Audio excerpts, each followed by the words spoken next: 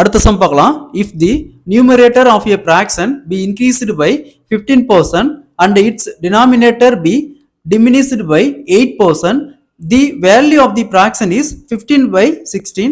Find the original fraction. So இந்த சம்மில் என்ன சொல்ல வராங்கன்னா, ஒரு பின்ன இருக்கு. என்னன்னா 15 வகுத்தல் 16 இருக்குது.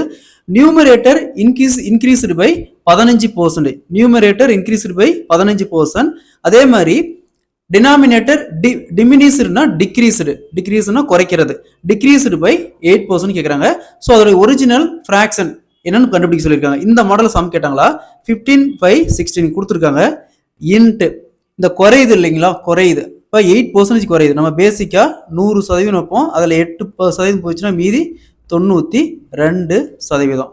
92% மேலே போட்டுக்கணும்.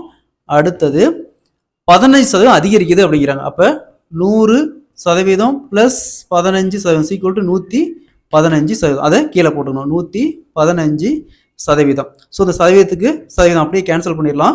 ஸோ அடுத்தது 5ஆல் கேன்சல் பண்ணுமா, இங்கே 3, இங்கே 23. ஸோ 23 92 கேன்சல் பண்ணால் 4. ஸோ இங்கே 4 16 கேன்சல் பண்ணோமா 4. அப்போ ஈக்குவல் டு 3/4. ஒரிஜினல் ஃப்ராக்ஷன் பார்த்தோம்னா 3/4. Option A is the correct answer.